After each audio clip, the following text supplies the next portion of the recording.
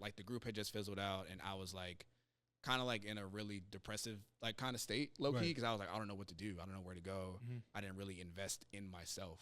I invested everything into the group, and I wasn't really doing graphics like that heavy at that point. It was like 2016, and like that was like my, I don't know. Like I tell them all the time, I'm like, bro, like y'all like saved my life, bro. Like y'all doing this, y'all having this studio here literally changed my whole life. My God, is that the Faces of the Future? Welcome to an all new episode of the Faces of the Future podcast. It's your boy Myles. You got Kam DeLa in the building, man. How you doing today? Yeah. My boy, high energy. Pull up to the studio, high energy.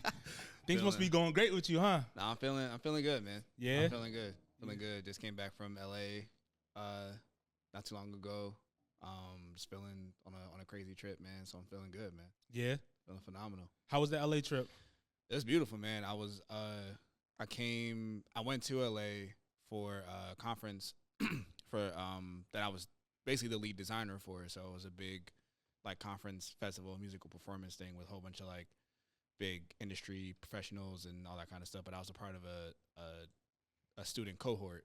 So they were like in charge of leading the like kind of taking their ideas and bringing it all to life. And it was like a nonprofit thing, and it was really my first time being in like a leadership, like kind of teaching role, right? And helping guide the students and all the things, and it was super rewarding, super beautiful. How'd that opportunity come about?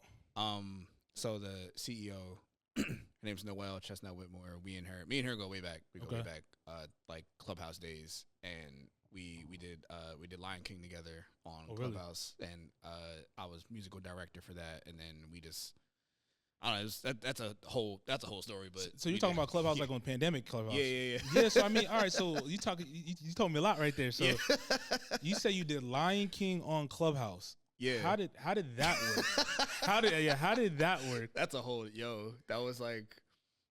that's a whole crazy story. But long story short, we just ended up like there was a group of us, and we kind of just had a crazy idea to be able to make like a audio only experience of Lion King, and it was led. I mean, Noelle was the producer. Me and Bumani were the musical directors.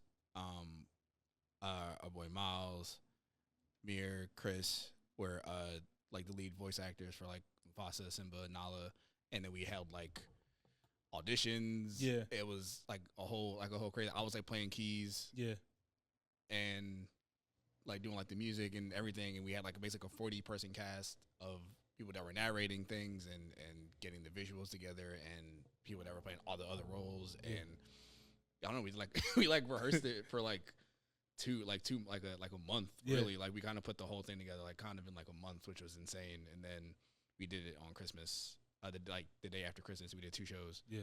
So you got 2 shows back to back. That's crazy. Yeah, the same day, like one in the morning, kind of one, and then like one at night, and it like it like broke the app. Like it was like insane. Like it like TMZ talked about it, ended up on like Complex, really? Like all these crazy like media outlets, and I don't know. It was like a crazy moment in like the pandemic, but it was like a lot of people don't even know. Like it was like weird because it was like the people that knew about Clubhouse at that moment, like it was like the biggest thing on Clubhouse, and then and if you like, I don't know, there's also so many people that have no idea what Clubhouse is. Yeah, but it's like that time I met so many like really important people and like really helped like kickstart for me a lot of my graphic design career, because that was when I just started to meet a lot of people through that, and it was like made a lot of connections through the music, through design, through the art. And I don't know, it was like a really cool community of people, because it was just like everybody that was on there, at least in that beginning time for me, was like people that were really, really like just down to just, I don't know, like it's just really talented, really interesting people that were just like, just down to network and just had something really cool to show and like really wanted to work. So tell me about like the collaboration aspect, because I'm just thinking about all like the different parts that go into producing like an in-person like production or show when it comes to Lion King, but I feel like it's 10 times harder to produce something when you're not physically with people, whether it be playing the music, whether it be the table reads, all that type of stuff. So like, what was the behind the scenes like creating? And then tell me like if you like that that version of creation versus like what we have now that the pandemic's over, which is in person? Because I see you do a lot of like in person collabs with people, whether it be production, music in general. Yeah, that was interesting because it was cool because like that was the first time, at least for me, because I'm not like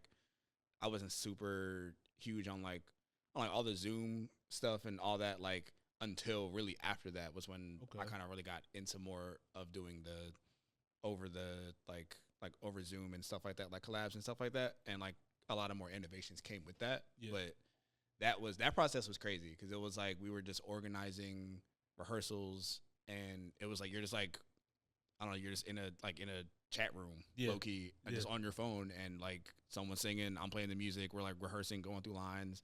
We had like scheduled times for like the specific rooms, like all the rooms would be private, and we had like a whole thing, and then we were like working with the developers of Clubhouse like at the time to be able to help us like organize a couple cool things to keep our like pictures a certain way, or keep our titles, like to change our names to musical director and not just have like my name there, so you know exactly who's what, and like change the characters' names to that character for like a small amount of time, and then they could change it back after like the show was over. So it was like cool, like working with them at the back end to make like something really special happen, and like even expanding the room's size because they were like thousands of people like tuned in, like 5,000 people like at a time, like in like a concurrent like. I forget the numbers. It was like a crazy amount of numbers. Like I can only imagine, because at that time at Clubhouse, like a lot of different things, like a lot of unique things like that were popping off within that space. And I feel like you said, that time, that era during the pandemic, like I think a lot of collaboration was happening because not just because we didn't have much else to do, but it's just like, all right, it's a new way, it's a new innovative way. I think as creators, it's like it's a challenge, and we're gonna take on that challenge no matter what. Yeah. So like before you got into that, let's take it back, because I was reading somewhere where like there was a certain pivotal moment when it came to music. I think it was the Pharrell Williams album, In My Mind, that kind of like switched you into like, all right, this is like a career path. So what were you doing before that?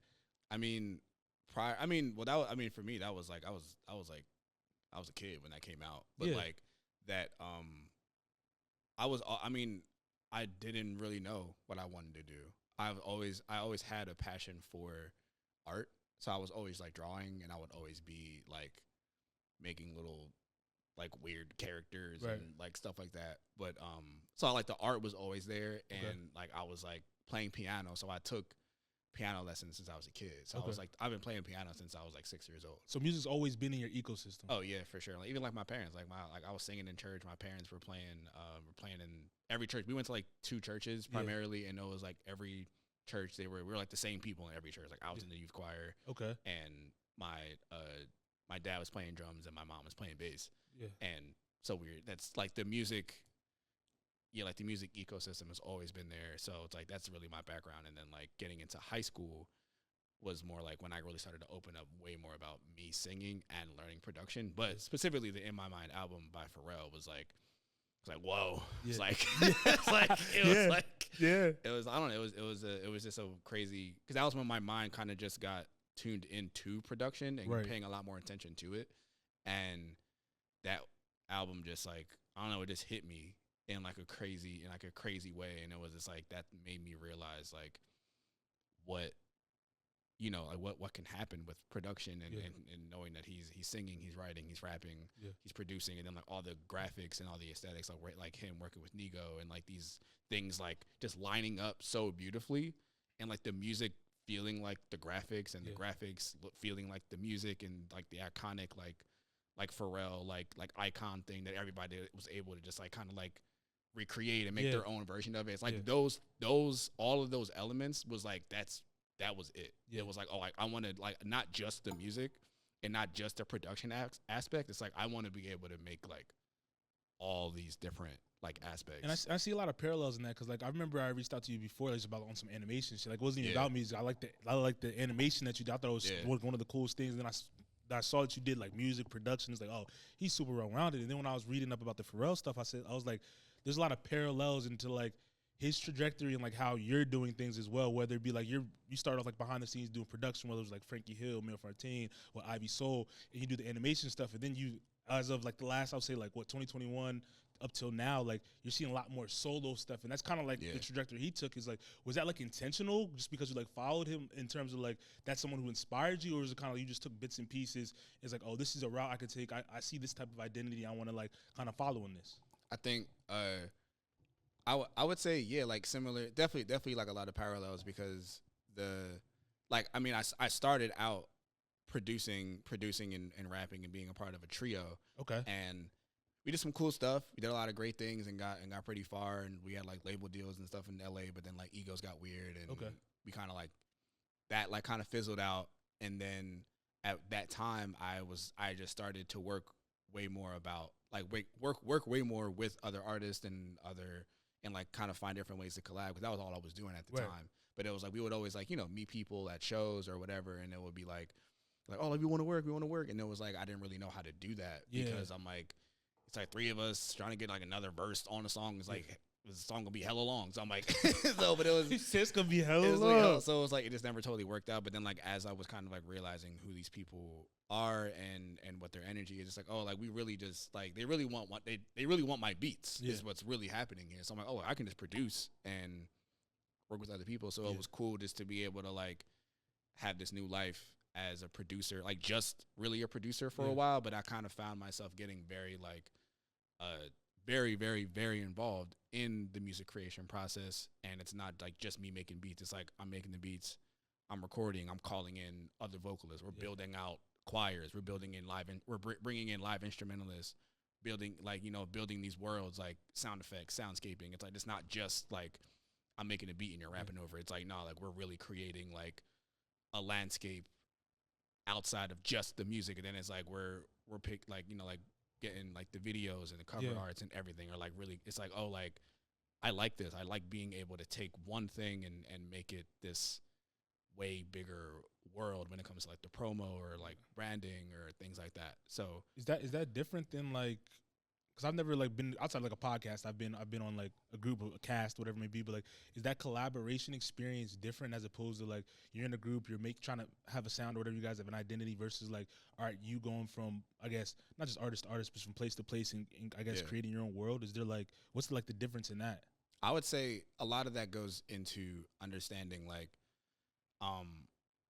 you like me as a producer bringing out the best in the artist, because they're already doing their own thing. Right. So it's like being in a group, it's like we're all kind of shaving off parts of ourselves to kind of like fit this one thing we're trying to do. Whereas if the artist is already just doing their own thing, it's like, all right, cool. It's like I'm meeting you where you're at, or you're meeting me where I'm at. Right. And there's no one's really like compromising to the point where it's like we're trying to make something that doesn't exist. Yeah. Like it's like, oh, you're already doing this thing. Let me see how I can add something to something you've already done and enhance it, or how you can pull up over here and I can like show you a whole new way to do something that you're doing. But it's like either way, it feels like no one's really compromising. We're just like learning more about each other and through this like transparent process, as opposed to being like in a group collaborative thing where it's like you can't really just be all of the things that I feel like you want to be all of the time, and you're trying to find this way that things just mesh, and that's cool, but it's not like ultimately for me the longevity of it doesn't totally make sense, because it's like I need to be able to just like freely express how I want to do, and I want the artist to do that as well. Like 100%. Like I want to be able to have the collaborations and things that I do with artists feel very like true and very much like themselves. Definitely. And then when it comes to like the collaboration, one of my favorite collaborations that you had was with Frankie Hill, with the User Project. Brother. Yeah, we had him on the pod. It was a couple years back. We talked about it, and he spoke super highly of you. Yeah. That also helped me dive into like what you were doing. And he was talking. I remember him vividly talking about just like how the sessions were. It was like a Kobe and Shaq type thing. He didn't use his words verbatim, but like Kobe and Shaq type thing, where it was like iron sharpens iron. Like you weren't gonna let you hold him to a certain standard. He held you for a certain standard. It's like if you put some whack that's on the it's like, come on, nigga, you can do better than that. That type of shit. Like, come on, I need everything. So I want to hear from your experience. Like, one, how did that come about, and what was like your experience working with such like a talented artist like Frankie Hill? Bro, first of all, shout out my brother Mike Takis, man, because he set it up, man. He literally he like paid for. It was like a birthday gift to Frankie Yeah. that he paid for studio time. Yeah. And he was like, but I've known Mike. So he was like, yo, Cam's nice. You got to work with Cam. And then he's like, yo, Frankie's nice. You got to work with Frankie. And then it was like, he was like, yo, y'all are linking up. We're doing this. And then it was like, he came in and it was just like, I just recorded, like he did some freestyles. And I was like, yo, like, this is crazy. But I was like, that was kind of it. And then we kind of like just did a couple things here and there, nothing super crazy. I wasn't even really producing. It was more like just recording stuff. And then I was still doing my group thing. We were always like be hanging out and stuff. And then like, we just like randomly ran into each other at like Wawa. Like, and like one day, and it was like, yo, it's been a minute, bro. Like, we got to link back up. Like, let's get back in the studio. And then we just like got back in the studio, and then we started. I started linking up with him a lot more, and like his people, and like I cool with like his crew, and like we just ended up just I don't know. They had this studio in Jackson Street, and we would go over there like every night. And for me, it was a point where it was like the group had just fizzled out, and I was like kind of like in a really depressive like kind of state, low key, because I was like, I don't know what to do. I don't know where to go. I didn't really invest in myself. I invested everything into the group, and I wasn't really doing graphics like that heavy at that point. It was like 2016, and like that was like I don't know. Like I tell them all the time, I'm like, bro, like y'all like saved my life, bro. Like y'all doing this, y'all having this studio here literally changed my whole life, because I was finally around people that just like really were dedicated to this shit. Like really like, yo, we're in here every night, like 8 to 8, bro, like 8 a.m. to 8 p.m. to 8 a.m. And I'm like, at that point, I'd never seen nobody that dedicated to this. So it was like being able to just go there, and I was learning graphics. I'd just be like, they'll just be making the whole song over there. I'm just like on my laptop, learning graphics, locked in. Then I'm like hopping in, producing stuff, watching them record. Like it was just like, I don't know, it was a crazy time. But then we eventually were like, yo, like, he's like, yo, like, I'm looking to really like make some crazy shit. Right.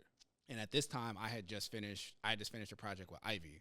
So this on like we did a project called East, and like the lead single Life had got like millions of streams already. And it was like a crazy thing. I think my first time having like a crazy production go like a production go that crazy, and it's like on the radio and like all this kind of shit. And like we're like going to Germany, doing a whole bunch of stuff. So it was a wild time. And then, but it's like, yo, I'm trying to do something crazy. And I'm like, yo, like, let's do it. And then we just linked up, and like, we just started like cooking up. And it was like a weird, like, I don't know, like you just kind of get that feeling sometimes when like you just really feel like, yo, like, this is like really special. Right. And like, we're just like the people that will come over for the sessions, and he was introducing me like to all like just different people. And I'm like, yo, like everyone's like super crazy. And then it's just like, you can't be like, it's like you can't be. Can I curse? Can we curse? Yeah. You can curse, curse, like yeah, like yeah, you can cuss on this. You can do whatever you want, bro. It's just like cuss, it's like you can't be ass, man. Like you can't. It's like the circle's too talented. Like you're saying, it's like iron sharpens iron, man. Like we're literally just, you have to adapt. You have to continue to grow, because it's like we're both doing that at the same time. Right. So it's like every verse he's writing, I'm making sure the beat is just as hot. Yeah. And it's like every beat I'm making after that, it's like he's making sure the verses are just as hot, you know? Yeah. And so it's like we're constantly like just going at it. And I feel like I'm like that, and I'm like that the way I am now because of those sessions. Right. And it's like I learned so much about being able to really just build with somebody that's really like wants to do this shit for real. Like, you know, it's like you just like, and they're nice. That helps too. Yeah, it's like there's a difference, man, when you really have that synergy of just being able to have that it's that in-person motivation to be like, dang, like this kid gotta be hard, man. Like this beat gotta be crazy. Like this, like he's spitting so crazy right now. And it's like, you know, but also being able to just like experiment. Like, and one of the key, like the big key phrases for both of us from those sessions and anytime we worked after that was always like creating fearlessly and being able to just like have someone here that can bring these ideas to life, you know, and like and be able to facilitate it. It's like, you know, we can have these crazy ideas, but it's like, all right, cool, like, can we make it happen? You know, like that was like when we did Collecting and Living, that was my first time. That's really a record right there. That was my first time building out a choir section for real. And like calling and like knowing exactly who to call and being able to like, yo, like, but because of this network, it's like, all right, cool. It's like we have all these people that are around to be able to call and be like, yo, like, I need three of y'all to pull up, and we need to stack a whole bunch of vocals, and I'm gonna sing, you're gonna sing, we're gonna and really like arrange it, and it's like it was just for me it was just an idea, like, oh man, like what is this gonna sound like, and now it's like this is like standard, this is like this is what we're doing, like this is how this goes, and it's like it's kind of like a joke, it's like it's like people like that are around me. It's just like, yo, like don't let Cam get too crazy. You will end up with a choir on your song. Like you will end up with a choir on your song. And it's like if you don't have a choir on your project, then it's like, man, do we do it? Do we do the project? Do we really do it? Like, what the hell? Like if we didn't end up with a choir on it, did we really do it for real?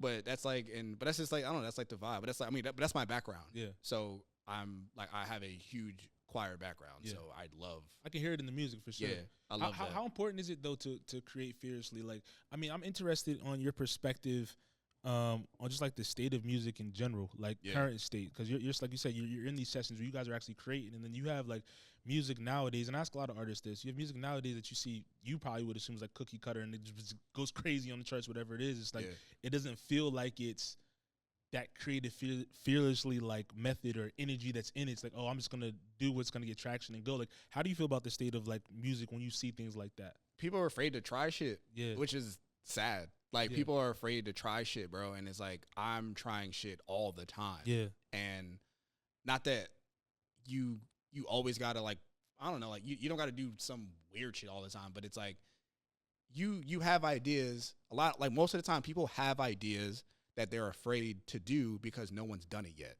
And that makes I'm the opposite. Yeah. I am like, oh, I haven't seen this yet. Let's figure it out. Let's try it. Let's see what happens. Like, because how else are you going to know? How else are you going to know? Like, you got to just see what happens. And there's so many ways that people stunt their growth or like clip their wings when it's like, oh, like I could have did this, but I don't know. It's like, fuck that. It's like, bro, like that's fire that you don't, like to have like anytime I get into something like a visual project, like you can look at almost like all of my visual, like a lot of my visual work and different things. It's like all these things are like, yo, I've never seen anything like this.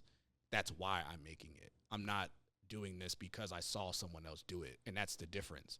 A lot of people are doing things because, oh, that person did it, so I'm going to do that, and they don't try to switch up the formula. They just are like, oh, like this song got this many streams, and this person did all blah blah blah, and it's like.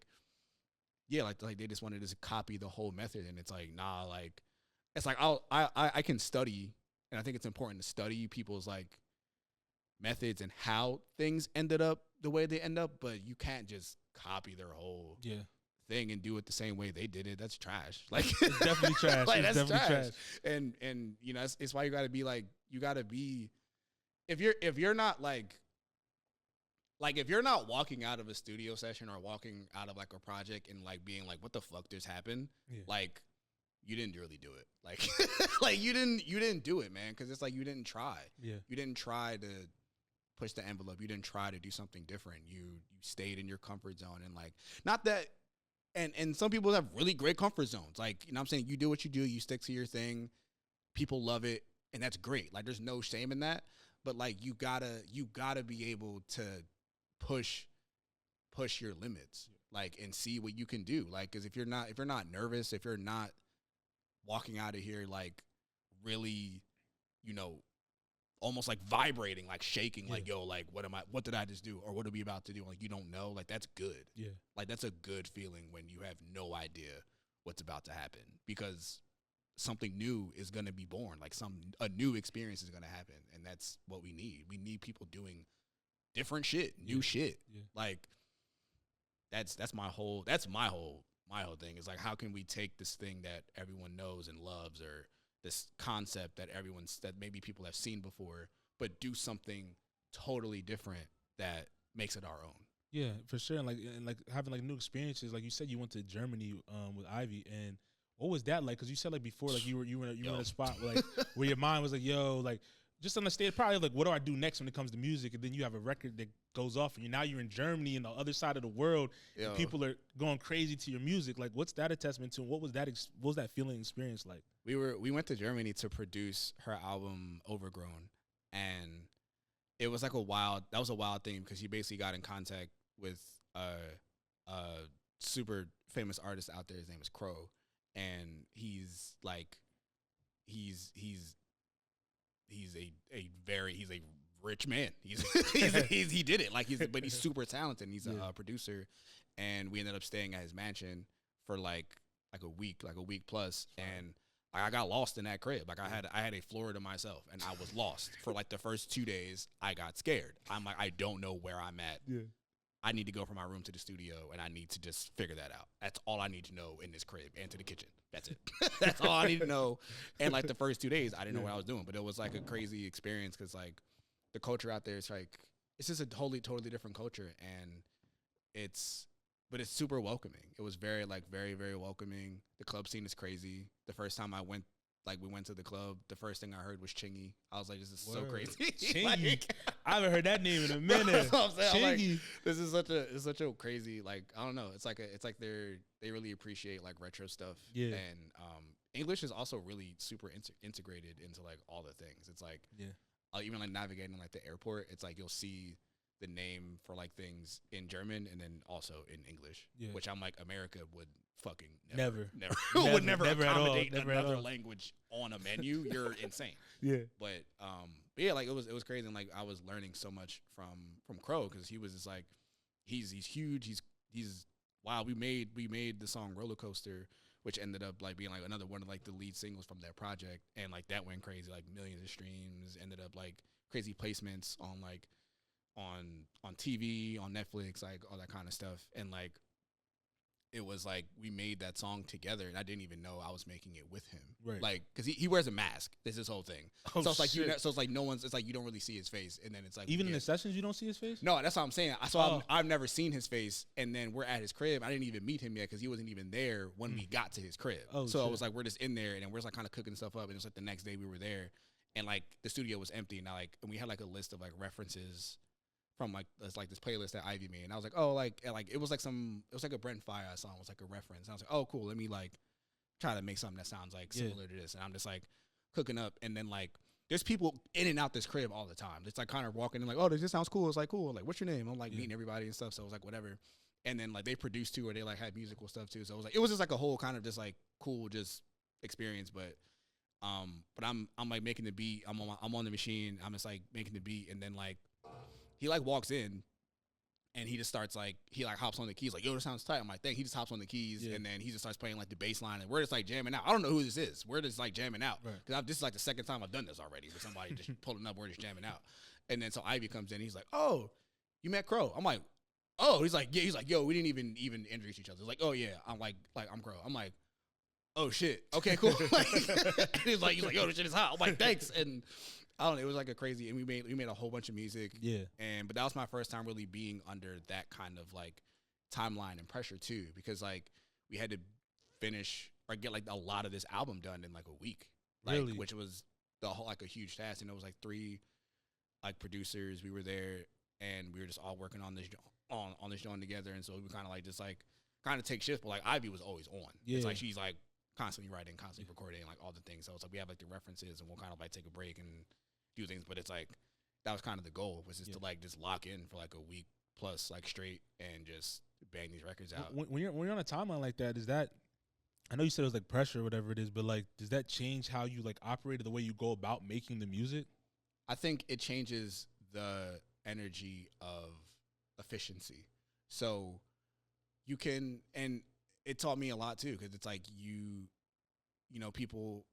And granted, everyone's process is different. Every writing process, every album is going to be different. But it did teach me, like, all right, cool. Like this is, and that was also my first time working collaboratively with other producers, which I don't normally do well. Okay. At least to that point, I had never really done well because I never really met other producers that work the way I do. And so being able to be in the room with like-minded producers was like, all right, cool. Like there is a strong power in efficiency and collaboration and understanding like people's strengths and people's weaknesses at certain points. So we were able to split up a lot of things. But I think most of the songs that I produced, I did like most of like the beat, and they were able to like add things like later. But it was really like a big collaborative effort with me and Ivy. But I learned a lot about like being able to just make decisions, and that's the biggest thing. Is like, because you obviously like music and art in general. It's like, you know, like a piece could like never be done technically. Like you can always just add something. You could always like take something away or change this or change that or make it longer, make it shorter, whatever. So it's like being able to just be like, all right, cool, this is done. Right. Like you got to be done. We could work on this song for 5 years if we wanted to, but it's like we got to finish this song in 5 hours. Yeah. Like we got a whole album to make. So it's like, cool, this is good. We gotta take definitive action, and that taught me a lot because it's been able to help me just be like, all right, cool, like listen to the song and feel good about it and not overthink it and be able to just like make a lot more music that way.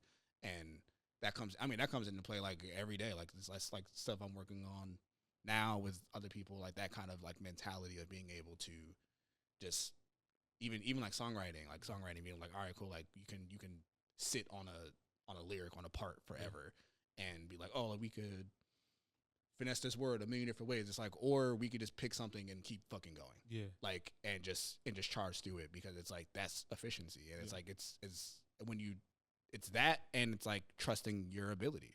Cause it's like, you know, overthinking is like second guessing yourself essentially. And it's like, I don't know, if like, it's kind of like checking your, like, you gotta like, kind of like get a good relationship with your ego when it comes to like the world of overthinking, because it's like, if you like, you know, it's like it's like a weird thing. It's kind of like, if you are who you think you are, like the artist that you think you are, if you're that good, why are you second guessing yourself? If you think you are that good, then run with it. Then do the thing that your mind chose to do. So speaking of like focusing on self, you dropped your first EP in 2021 called Food at Home, right? Yes, sir. So like, what is the, I guess, the inspiration? How'd you come with that name of Food at Home? Yeah. Yeah, funny enough, at first it really didn't mean anything. Yeah. It was just I just really wanted to have a project called Food at Home, and it was a part of basically like a process of me making. So I made an album before that is probably not coming out, and maybe like one or two songs maybe from that might come out in some different way, but I might drop that on like a Bandcamp thing or something. But yeah, it didn't really have a real meaning until like I started to really build the rest of the project out. And the first song that I made for that project was Summer. And I made that like the first song that I made after finishing the album. And it's like that when I made the album, it was my first time really just making my own songs for the first time.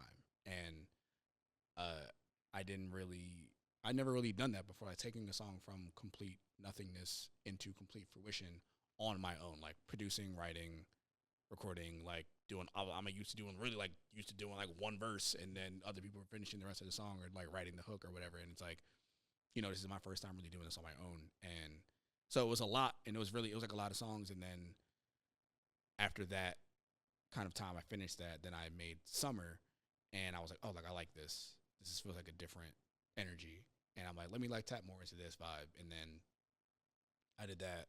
And I made like the Prototype song, and I made like the cover of Prototype that was on that, and then I did No Games, which was a song from my boy Myles' project that was supposed to be on his project Grillo, and then it just didn't fit like the vibe when we finished his project. But then it was just there, and I love both like No Games A and B side, and like I love these songs, and I'm like, man, let me get that. Like you don't even need that. Let me just get that. Let me put my verse on it. Let's just kind of like switch it up a little bit and like put it on here because it fit my vibe like super perfect for that project. And then the last song I made for Food at Home was the title track, Food at Home. And I didn't have some huge like, I don't know, like thought out plan for it. I just wanted to make a song about food at home. No real reason behind it, and it just sounded cool to me. And I just put the songs together, and then I would send it to people and just be like, yo, like, hey, this is my project I'm working on called Food at Home, blah, blah, blah. And like, it didn't really have, and I would explain, like, yo, it doesn't really have like any real meaning behind it. It's just called Food at Home. There's no real meaning. Just listen to the songs. And then one of my homegirls listened to it, and then she like kind of gave me this whole explanation about it. and really was like, no, like there is a deep connection with food at home and what you're talking about, and like it all has this connection. And she kind of gave me this whole deep thing. And shout out to Marissa because she gave me a whole like she's responsible for my whole food metaphor world that I'm on right now, like building. And but seeing that, it's like seeing that connection between the lyrics, and I was talking a lot more about like having food at home is a lot more about having the ingredients to make things. You're not outsourcing anything, and you're here for like you're buying groceries, for the week, like for a month or something, and it's like you have these things within the crib already. You don't have to go outsource anything, and that was really a lot of the context of like the lyrics and subject matter within the project. And it was like like Summer's a breakup song, but it's not like a fuck you, I hate you, or like I miss you, or like whatever. It's like, no, it's like I'm not sad, I'm not happy, I'm content, I'm here. I'm just looking at things for the way they are and accepting that things change and not trying to fight it. And that's what Summer's about. It's like, like the leaves are changing, and it's like a kind of metaphor for like their relationship changing. But it's like you can't stop the leaves from changing. Yeah. Like you can't get mad the leaves are changing. Like they're going to change. Like it is what it is. And it's like being that content and being okay within yourself.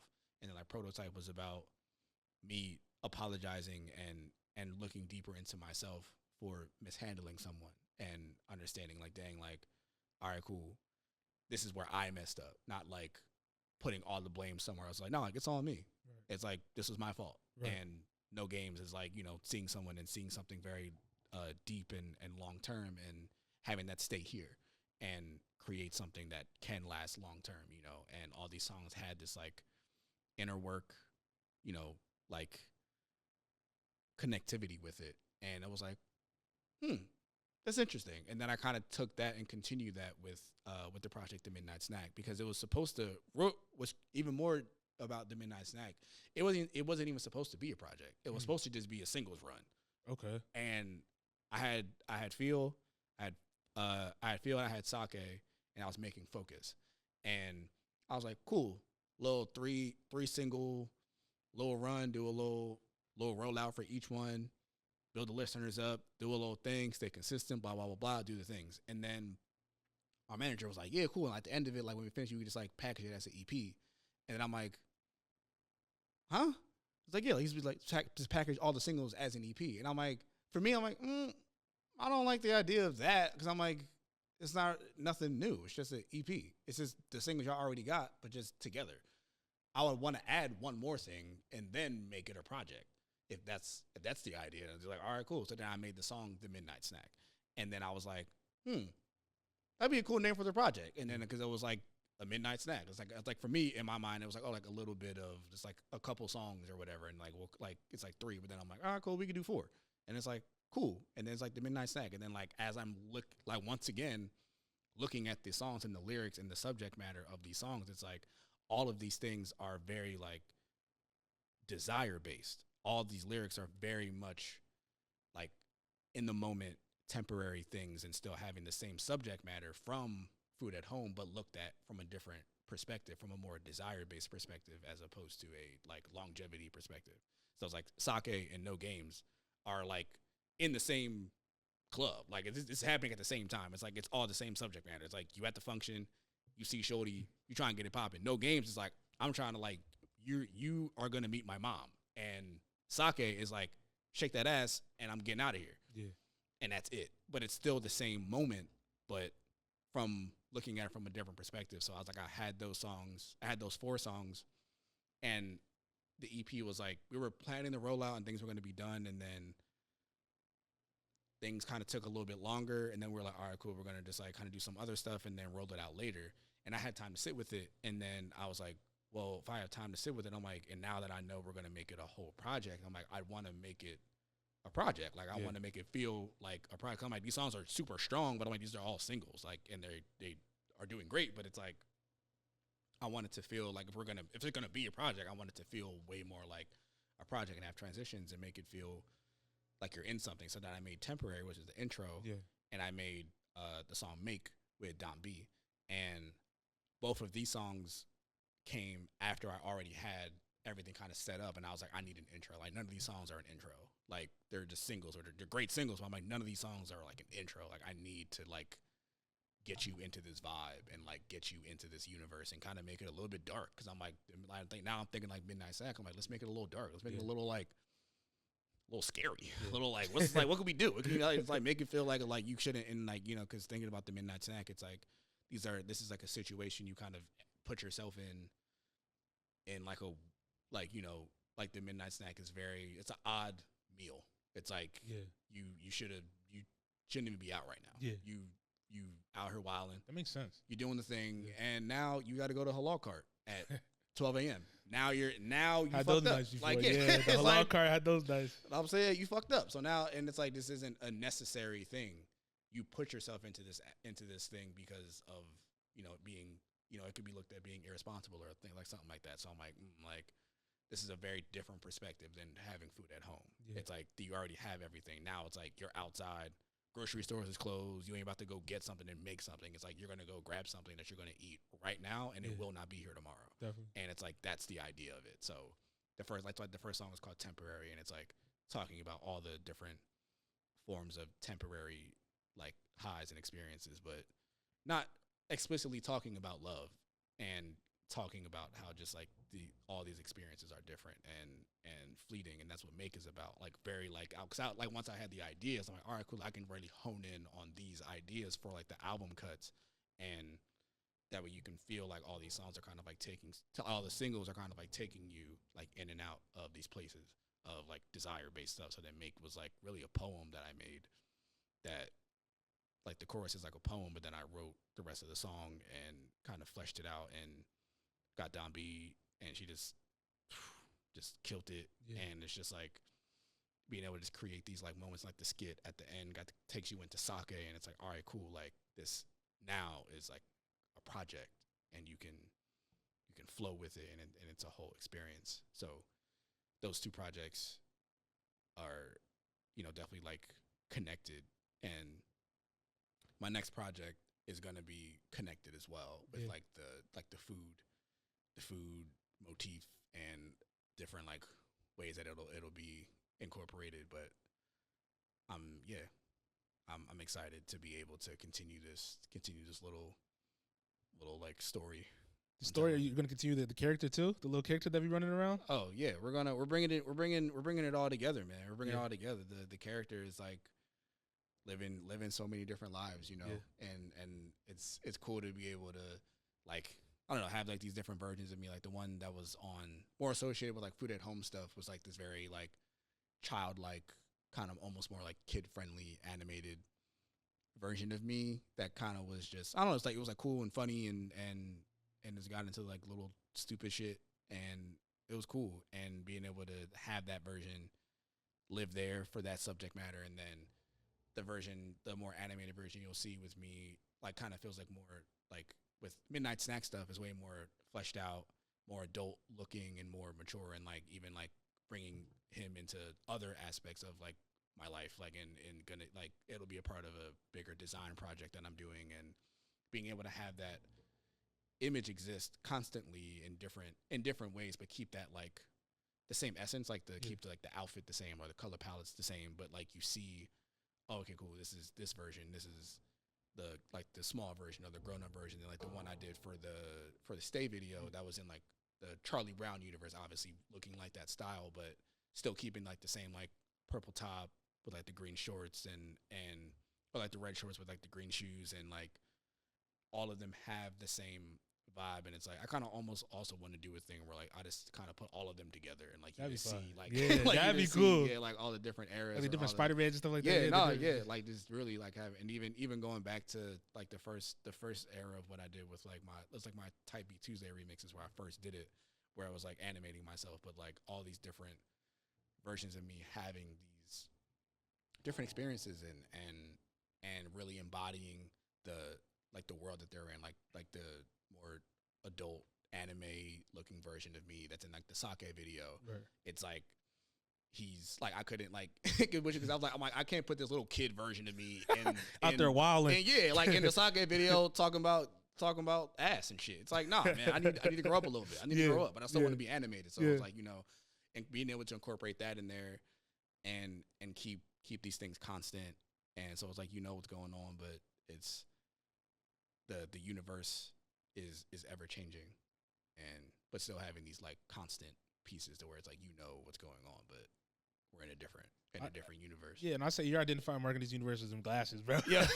I tell people all the time, like, even like it's just the glasses. Like what inspired it? Like, was that like an intentional thing or is it we did.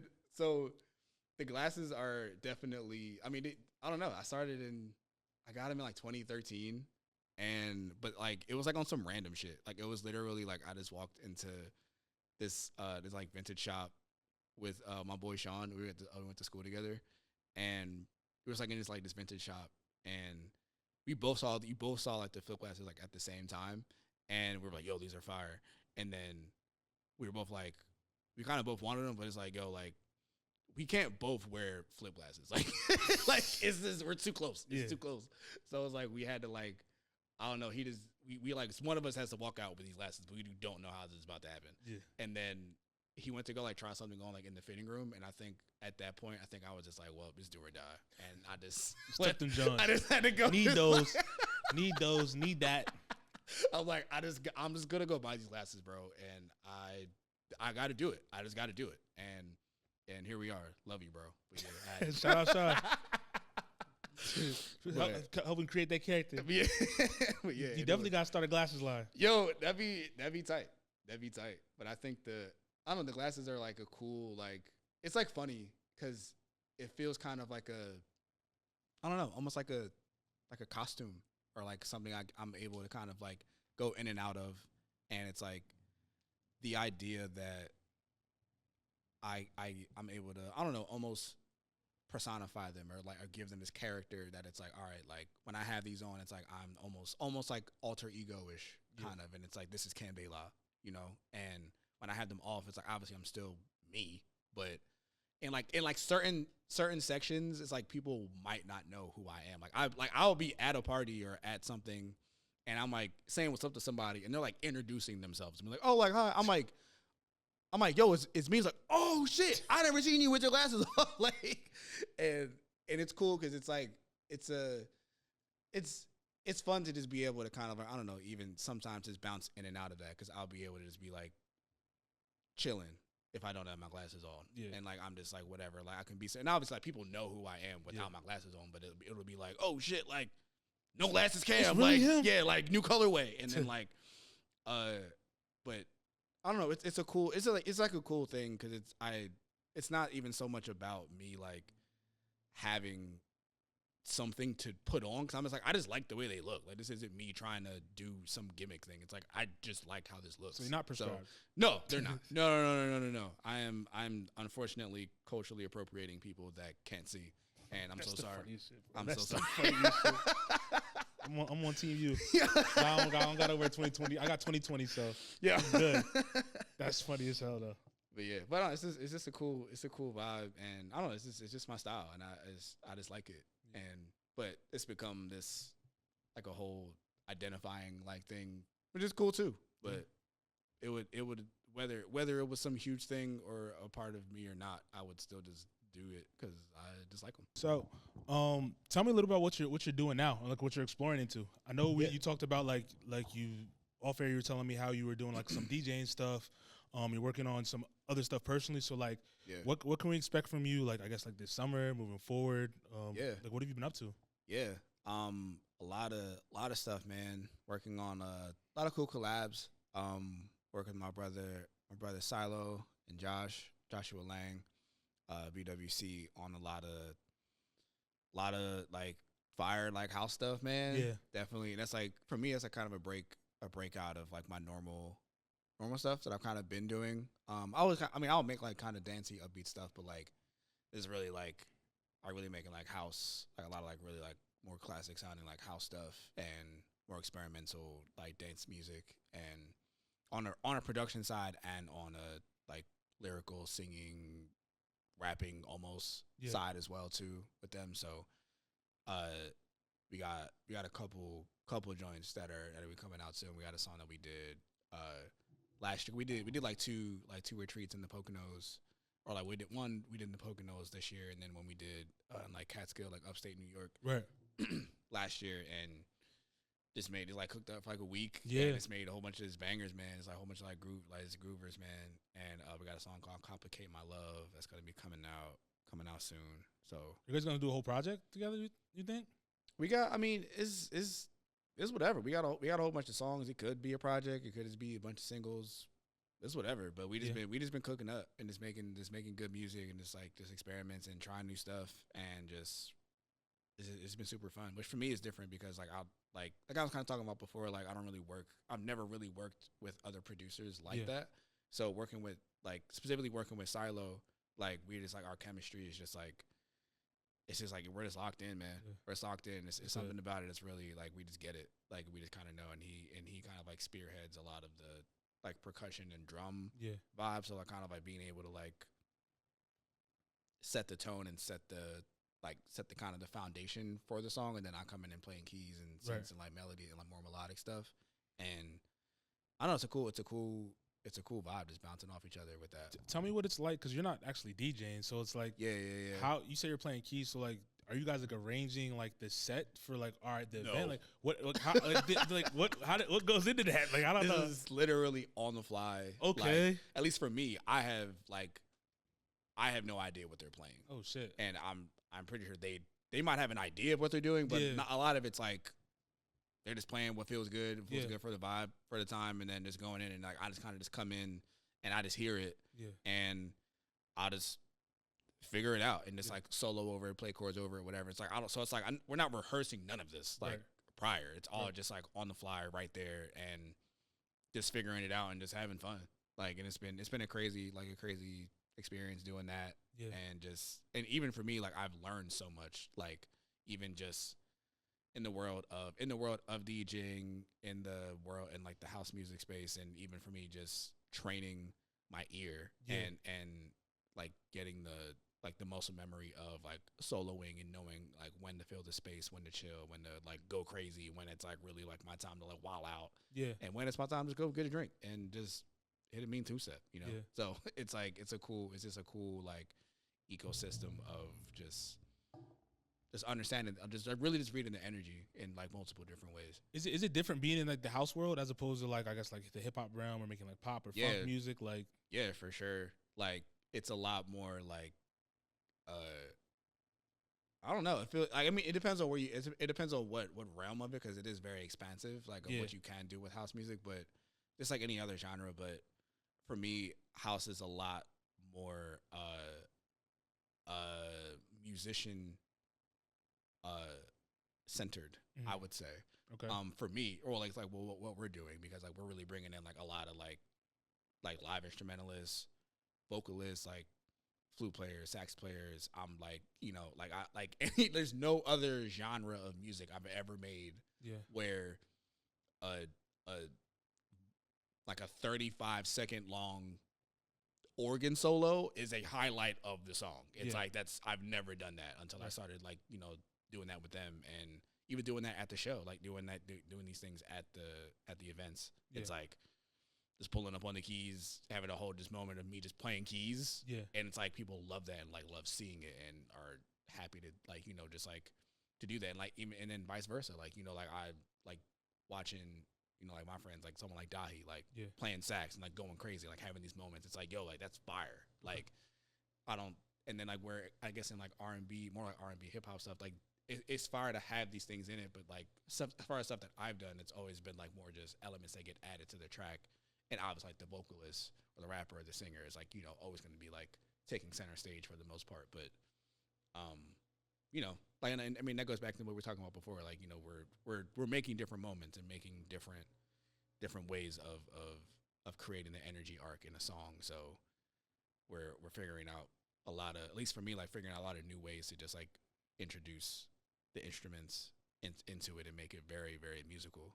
So it's been a super fun experience. Do you, as we about to wind down, do you have like a release date for that record yet? Or is it just something that's in the works? No, it's just I don't know. They've been like we've been kind of like playing it at the shows and stuff, and it's been going super well. So that's cool. And then as far as me personally, I'm working on my next album, and very like rock, like indie rock leaning. Yeah, it's a lot of different genres kind of going on at one time for me right now, which I'm really excited about because like I don't know, I've never wanted to be boxed into something. Yeah, like I look at artists like Anderson .Paak, and it's like he's like you can say he does something, but it's like he does a whole bunch of different genres at one time, and I like that. Like I like the idea that you can't just like pin him into one thing.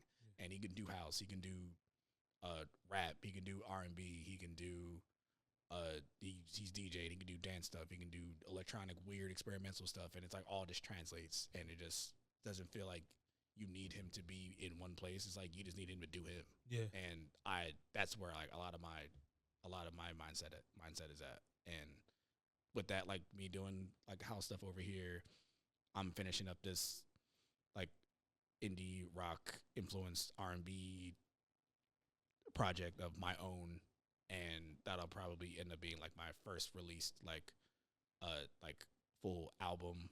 And then like I'm doing like rap stuff. I have like two like rap projects I'm working on with my brother Myles and with Dewey Saunders, and like this barring up, just doing like rap stuff, and it's like and singing. It's like all like boom bap sample stuff, and it's like all these different genres of things that are all happening at one time, and I don't feel out of place. I don't feel like I'm doing something that isn't already within me. You know, I don't really do.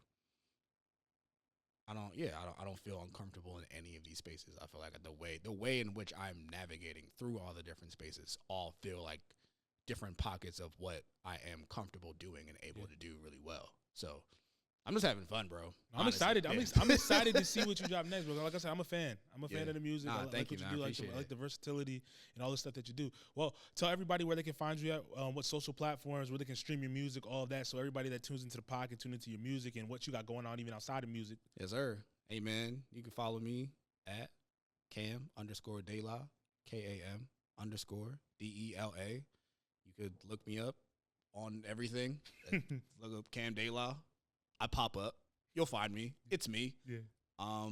And yeah, man, stay tuned. We're doing a whole bunch of cool stuff this summer. Well, that's all I got for this episode of the Face of the Future podcast. It's your boy Myles. Peace. Peace. My God, is that the Faces of the Future?